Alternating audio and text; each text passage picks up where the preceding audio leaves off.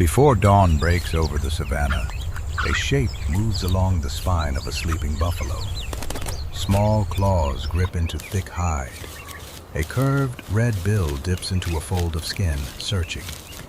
This creature weighs almost nothing next to the animal beneath it, yet it has learned to read that enormous body like a map. This is the red-billed oxpecker, and its whole existence unfolds on the backs, necks, and ears of Africa's largest mammals.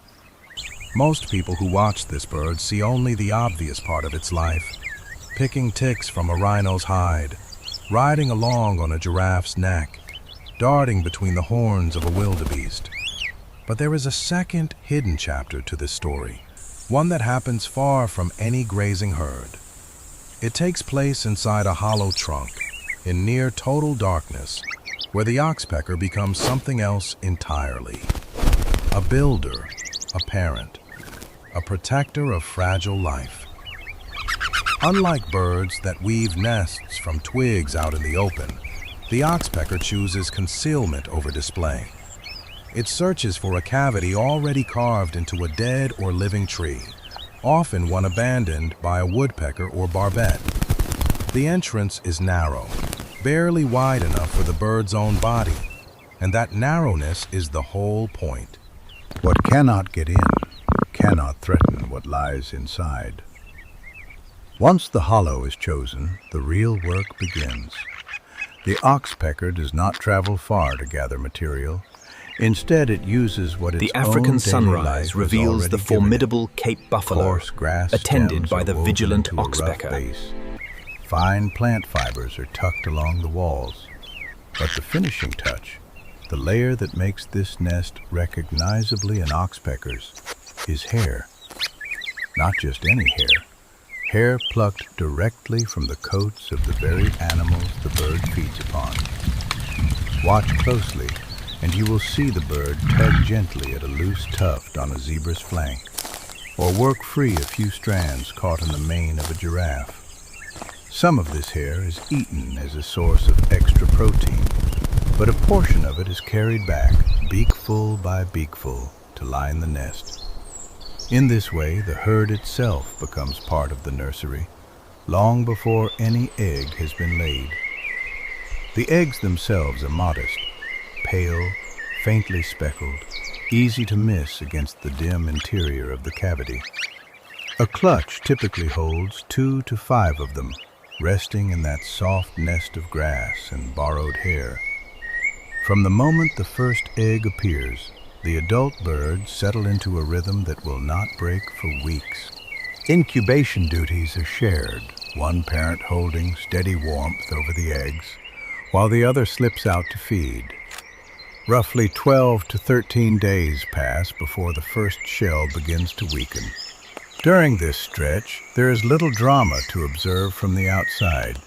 The nest looks the same from one day to the next, quiet, dark, sealed against wind and predators. But inside, cells are dividing, tissues are forming, and a heartbeat too small to hear is already keeping its own time. When hatching finally happens, it is not a single dramatic event, but a staggered unfolding. One chick may break free a full day or two before its siblings. Each hatchling arrives naked, blind, and utterly dependent, its skin thin enough to show the shadow of organs beneath. There is no instinct yet for fear, no memory of the outside world. There is only hunger and the reflex to open a mouth toward warmth and movement. From this point forward, the adult oxpeckers face a new kind of pressure. A single adult bird eating alone might make do with a handful of feeding stops across a day. Parents feeding a nest full of chicks cannot afford that pace. They must return again and again, each trip timed against the rising hunger of young that cannot regulate their own body heat, let alone find food on their own. So the parents go back to what they know, the bodies of the giants. A red-billed oxpecker will ride the flank of an impala, work along the ridge of a hippo's back when it hauls out to graze at night, or crouch in the ear canal of a rhino where soft-bodied ticks gather in numbers. Every successful strike, every parasite pulled free, becomes fuel carried back through the air to a hollow trunk. It would be convenient to describe this partnership between bird and mammal as purely beneficial, a tidy example of cooperation in nature. The reality resists that simplicity. Oxpeckers do consume ticks and other parasites, offering real relief to their hosts. But they have also been documented enlarging open wounds to feed on blood and tissue, turning what should be healing into a lingering injury. Host animals tolerate the bird, benefit from it, and are sometimes harmed by it, often within the same encounter.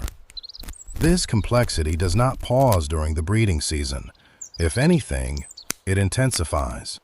A parent oxpecker under pressure to feed a nest of hungry chicks has less patience for delicate parasite removal and more incentive to exploit any opportunity a host's body offers. The chicks waiting in the hollow have no awareness of this moral ambiguity. To them, every returning parent is simply the arrival of survival, wrapped in feathers. Back in the nest, the chicks are changing with astonishing speed. Within the first several days, the transparent skin begins to thicken. A faint gray down starts pushing through in patches. Eyes that were sealed shut begin to show the faintest crack of movement beneath the lids. Necks that could barely lift now hold steady long enough to track the sound of wing beats at the cavity entrance. By the end of the first week, the chicks have developed a call, a thin, rasping demand that rises the instant a parent silhouette darkens the opening. This sound is not random noise.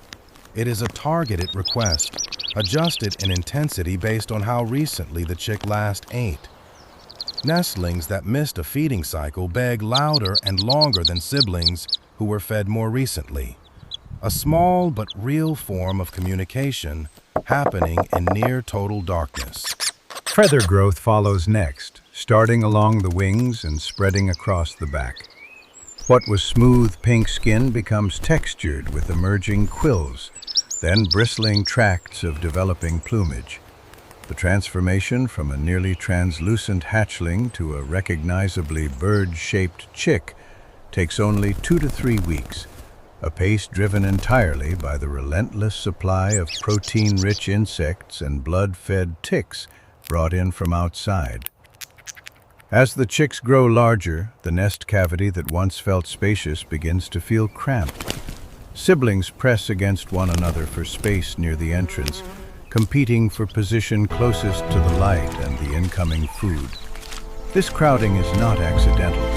Proximity to the opening means being first in line when a parent returns, and being first in line means eating sooner. Around the 4th week, the chicks reach a size where the cavity can barely contain their combined movement. Feathers that were once soft down have hardened into functional flight feathers, though not yet fully developed for sustained flight. This is the point where instinct begins to override caution. The chick will climb toward the entrance, grip the rough wood at the rim, and look out at a world it has never directly touched. The first exit from the nest is rarely graceful. A young oxpecker's first flight often covers only a short distance, ending in an awkward landing on a nearby branch or, fittingly, on the back of whatever large animal happens to be nearby. There is no gradual introduction to this new life. The fledgling moves almost immediately from total dependence to functioning, however clumsily, in the same environment its parents have navigated for years.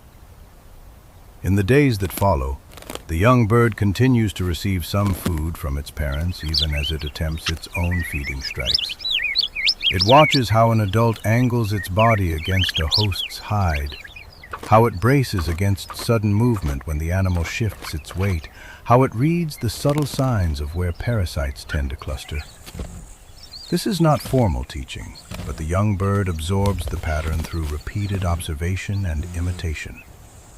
Within a matter of weeks, the fledgling oxpecker becomes largely self-sufficient, capable of finding its own hosts and feeding without assistance.